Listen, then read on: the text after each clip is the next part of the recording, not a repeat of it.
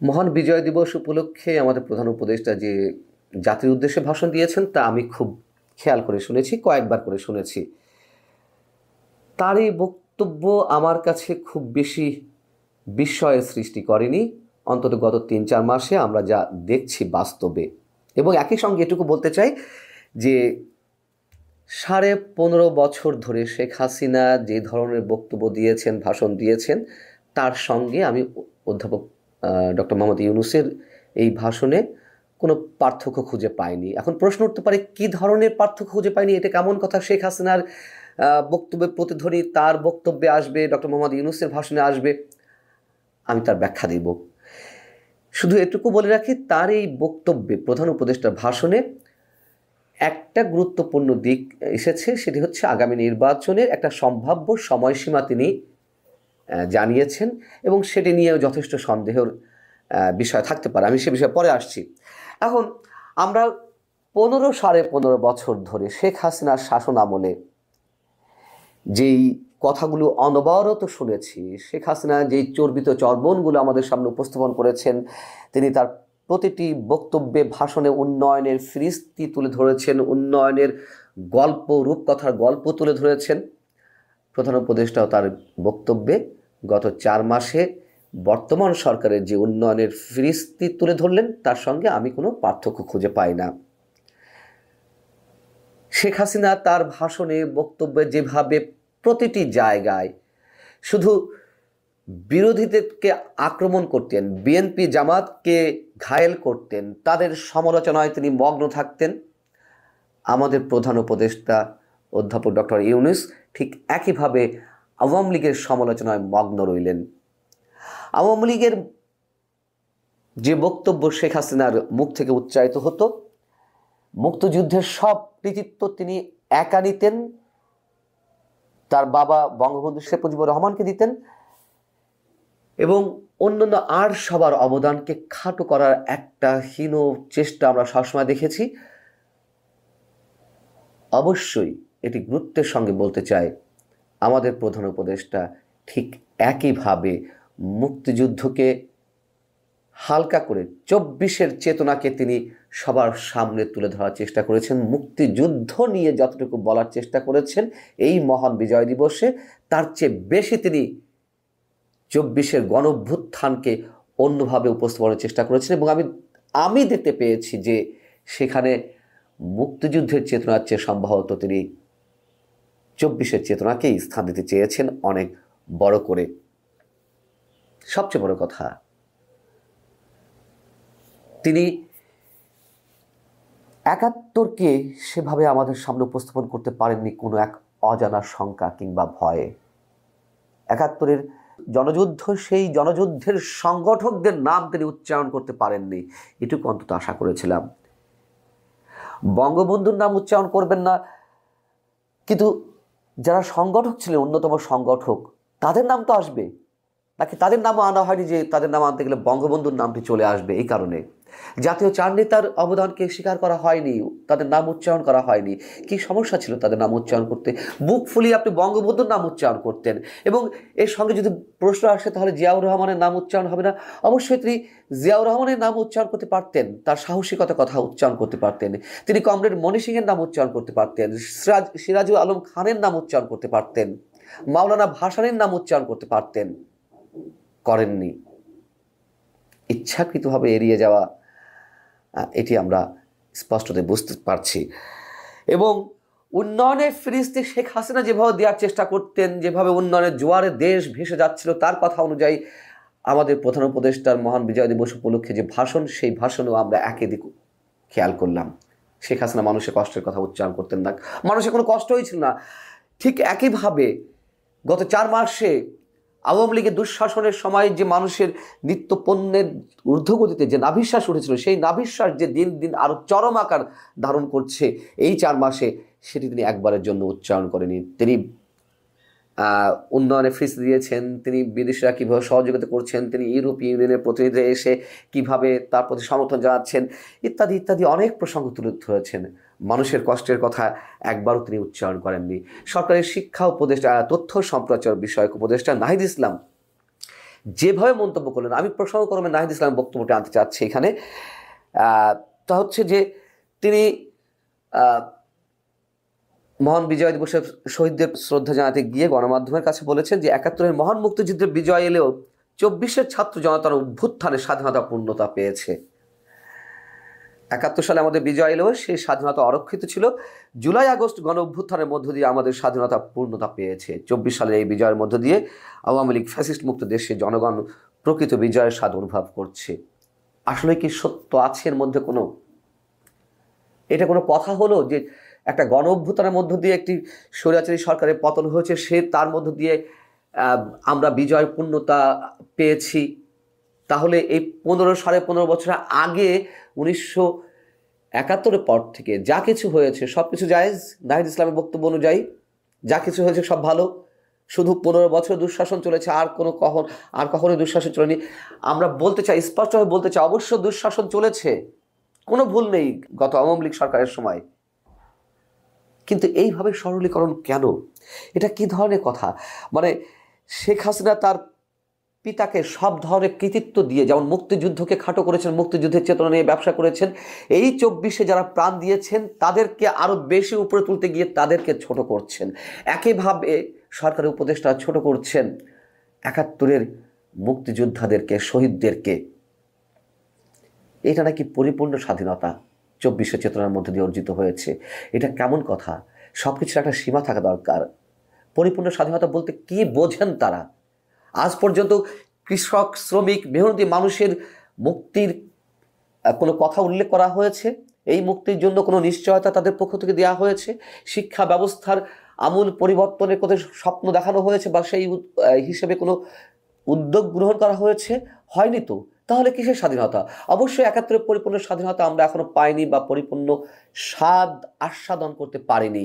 এসব কারণেই তো শিক্ষা ব্যবস্থার গুণগত পরিবর্তন নেই, কৃষক, শ্রমিক, মেহনতি মানুষের মুক্তির নিশ্চয়তা আসেনি। ২৪-এর চেতনার মধ্যে দিয়ে সব হয়েছে? হয়নি তো। অধ্যাপক ডক্টর মোহাম্মদ ইউনূস বলেছেন যে নাগরিক অধিকার এবং মর্যাদা নিশ্চিতের জন্য, গণতন্ত্রের জন্য একটি বৈষম্যহীন দেশ গড়ার তাগিদে ছাত্র জনতা স্বৈরাচারের রক্তচক্ষুকে উপেক্ষা করে রক্ত দিয়ে ৪ মাস আগে নতুন বাংলাদেশ গড়ার জন্য যে ঐক্য গড়ে তুলেছিলেন, সেই ঐক্য এখনো পাথরের মতো মজবুত রয়েছে।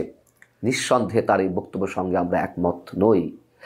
ভারতে যে বিভিন্ন ধরনের অপপ্রচার, গুজব চলছে বাংলাদেশকে অস্থিতিশীল করতে, তার বিরুদ্ধে জাতীয় ঐক্যের আহ্বান জানিয়েছিলেন তিনি বিভিন্ন দলের সঙ্গে বৈঠক করেছেন, অনেক দল বাদ দিয়ে, এবং ছাত্র সমন্বয়কদের সাথে বৈঠক করেছেন, জাতীয় নাগরিক কমিটি এবং বৈষম্য বিরোধী ছাত্র আন্দোলনের নেতাদের সাথে। এরাই কি শুধু ছাত্র সমাজ, ছাত্র দল, ছাত্র মৈত্রী, ছাত্র ইউনিয়ন? আর সব কোথায়? বরং তারা আলাদা বৈঠক করেছে, ছাত্রদল আলাদা ২৮টি সংগঠনের সঙ্গে বসেছে। এটাই তো বিভেদের স্পষ্ট রেখা আমাদের সামনে তুলে ধরে। এবং একইভাবে মুক্তিযুদ্ধের ইতিহাসকে যেভাবে খাটো করা হচ্ছে, বিভিন্নভাবে বিকৃত করার চেষ্টা করা হচ্ছে, যেভাবে আওয়ামী লীগ সরকারের সময় ছিল বা আমরা হতে দেখেছি, সেই একই চেষ্টা এখন ভিন্ন আঙ্গিকে হচ্ছে, যেই কথা বিএনপির পক্ষ থেকে স্পষ্টভাবে বেরিয়ে এসেছে। তাহলে কোথায় ঐক্য? পাথরের মতো মজবুত ঐক্য, ইস্পাত কঠিন দৃঢ় ঐক্য, এগুলো কিছু নেই, আমরা দেখতে পারছি না। বিভিন্ন ইস্যুতে বরঞ্চ রাজনৈতিক দলগুলোর সঙ্গে ব্যবধান গড়ে তোলা হয়েছে, দূরত্ব গড়ে তোলা হয়েছে, এবং রাজনৈতিক দলগুলো নাকি সরকারকে ব্যর্থ করতে অপচেষ্টা করছে। এটি তথ্য সম্প্রচার উপদেষ্টা নাহিদ ইসলামের বক্তব্য। তাহলে ঐক্য কোথায়? কিসের ভিত্তিতে আমরা ঐক্যের কথা বলবো? এখন যে গুরুত্বপূর্ণ বিষয়টি প্রধান উপদেষ্টা মুখ থেকে বেরিয়েছে সে প্রসঙ্গে একটু বলে, তিনি বলেছেন যে আগামী ২০২৫ থেকে ২০২৬ সালের প্রথমার্ধে দেশের জাতীয় নির্বাচনের সময় নির্ধারণ করা যায়, এমনটা তিনি মন্তব্য করেছেন।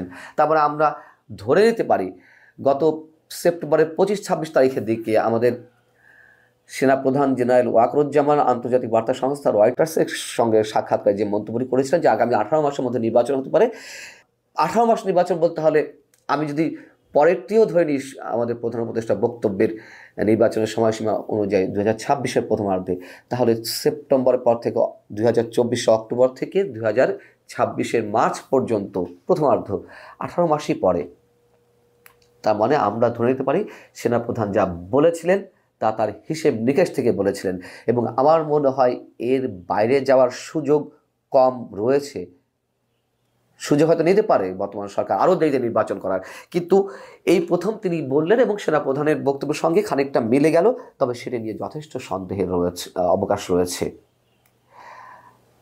তার কারণ নতুন রাজনৈতিক দল গড়ে তোলা হবে, ছাত্রদের পক্ষ থেকে 2-1 মাসের মধ্যে ঘোষণা আসবে নতুন রাজনৈতিক দলের, তারা তাদেরকে গুছিয়ে নেবে, নির্বাচনের প্রতিযোগিতা করবে, ক্ষমতা আসার চেষ্টা করবে। এবং এই চেষ্টাটাই যে একটা, আমি একটু অন্যরকম ইঙ্গিতই বলবো, অন্য কোনো শব্দ ব্যবহার না করে, প্রধান উপদেষ্টা বলেছেন তার স্বপ্ন, তার আশা 100% মানুষ ভোট দেবে। এটা একেবারে অকল্পনীয় একটি বাস্তবতা। 100% ভোট কি পৃথিবীর কোথাও কোনো রাষ্ট্রে কোনো দেশে পড়ে? এই যে আগ বাড়িয়ে বলা, এইগুলো এই ধরনের বক্তব্যকে আরও খাটো করে ধরে। তিনি বলতে পারতেন যে ইতিহাসে সর্বোচ্চ সংখ্যক মানুষ ভোট দেবে, অথবা 80%, 85-90% মানুষ ভোট দেবে। 100% কোথায় দেখানো যায়? আমরা দেখেছি আওয়ামী লীগ সরকারের আমলে কোনো ভোট কেন্দ্রে 103-110% ভোট পড়েছে, কোনো ভোট কেন্দ্রে 100% ভোট পড়েছে। সেগুলো তো খুব স্বাভাবিক ভোট ছিল না। তাহলে কি কোনো স্বাভাবিক ভোট অনুষ্ঠিত হতে যাচ্ছে? আমরা জানি না, আগ বাড়িয়ে কোনো কথা বলা ঠিক না। তবে নানান বিষয় আমাদের সামনে নানানভাবে ইঙ্গিত তুলে ধরে। আমি শুধু সেই কথাটাই বলতে চেয়েছি। কষ্ট এটি যে আমাদের প্রধান উপদেষ্টা বুক ফুলিয়ে সত্যগুলো উচ্চারণ করতে পারেননি। অনেক জায়গায় অনেক ধরনের গ্যাপ রয়েছে। 5 আগস্টের পট পরিবর্তনের পর গোটা জাতির যেখানে অন্যরকম একটি উৎসাহ, আনন্দ, উদ্দীপনার মধ্য দিয়ে এবারে বিজয় দিবস উদযাপনের কথা ছিল বা আমরা ধারণা করছিলাম, সেটা কি হয়েছে? নিরেট বাস্তবতায় উত্তর হচ্ছে না, বরং বিভাজনটা আমরা আরও বেশি প্রকট আকারে দেখছি। আমি এর আগে কথা বলেছি, টেলিভিশন চ্যানেলগুলো 1 ডিসেম্বর থেকে বিজয়ের মাসে টেলিভিশন স্ক্রিনের উপরে যে ডগিগুলো চলতো, আমাদের পতাকা কিংবা মুক্তিযুদ্ধের কোনো প্রতিচ্ছবি কিংবা গর্জে ওঠা বন্দুকের, 71-এর গর্জে ওঠা বন্দুকের কোনো প্রতিচ্ছবি থাকতো, সেইগুলো তোলা হয়নি। কিসের ভয়, কিসের কার্পণ্য? এবং এই যে কার্পণ্য, যদি 16ই ডিসেম্বরের এবারে বিজয় দিবসের পত্রিকাগুলোতে ক্রোড়পত্র দিকে তাকান, দেখবেন যে কলেবর অনেক কমে এসেছে। কি কারণে? এবং আরও একটি যদি ছোট্ট উদাহরণ দিই, এই বিজয় দিবসে কেন্দ্র করে মোড়ে মোড়ে, রাস্তার গলিতে অলিতে গলিতে যে পতাকা হাতে বিভিন্ন মানুষজনকে আমরা দেখতাম এবং সাধারণ মানুষ পতাকা, কিন্তু সেটির সংখ্যা এবার একেবারেই কমে গেছে। কি কারণ? পতাকার প্রতি মানুষের শ্রদ্ধা, ভালোবাসা কমে গেল, নাকি বিশেষ কোনো মান, অভিমান কিংবা আতঙ্কের জায়গা থেকে পতাকা বিক্রি কমে এলো? এই ছোট বিষয়গুলো আমাদেরকে খুব তাৎপর্যের সঙ্গে বিশ্লেষণের প্রয়োজন রয়েছে। আমি দুজন মানুষের কথা। একজন গাজীপুরের রোকন, যিনি গার্মেন্টসে একজন কর্মী, তাকে নিয়ে bdnews24.com নিউজ করেছে। তার বক্তব্য হচ্ছে, এবার পতাকা বিক্রি কমে গেছে। আগে লোকজন পতাকা বেশি কিন্তু এবার লোকজন পতাকা বা মাথার ব্যান্ড বেশি কিনতে চাইছেন না। এই যে রোকন নামের যে ব্যক্তিটি, তার বক্তব্য হচ্ছে, সাম্প্রতিক ছাত্র জনতার আন্দোলন তিনি দেখেছেন। তার মতে বিগত সরকার অন্যায় কাজ করেছে, সে কারণে পরিবর্তন হয়েছে, খারাপ কাজ করেছে, তাই ভালোর হাতে দেশ গেছে। কিন্তু দেশের স্বাধীনতা একবারই হয়, দ্বিতীয়বার হয় না। এই যে রোকনের মতন মানুষেরাও বুঝতে পারছেন যে আমাদের মুক্তিযুদ্ধকে খাটো করে বলা হচ্ছে যে স্বাধীনতা অর্জন করা হয়েছে, দ্বিতীয় স্বাধীনতা, তিনি সেটি মানতে চাইছেন না। আমরা বিভিন্ন খেলায় বা ক্রিকেটে যখন বাংলাদেশে বিজয় হয়, আমরা কতবার বলেছি যে দ্বিতীয়বার বাংলাদেশ স্বাধীনতা অর্জন করলো, স্বাধীনতা আস্বাদ মানুষ উপভোগ করলো। একেবারে ঠুনকো কথা এগুলো, সেটি রকম মনে করিয়ে দিল।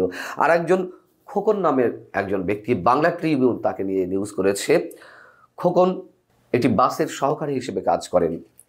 তার মতে তিনিও এই ডিসেম্বর মাস এলে পতাকা বিক্রি করার জন্য অন্য শহরে চলে যান। তার বাড়ি মাদারীপুর থেকে তিনি ঢাকায় চলে আসেন, রাজধানীতে, সেখানে পতাকা বিক্রি করেন। এর আগের বছরগুলোতে যেখানে তিনি 2 থেকে 3 হাজার টাকার পতাকা প্রতিদিন বিক্রি করতেন, সেটি এখন 200 থেকে 300 টাকায় নেমে এসেছে।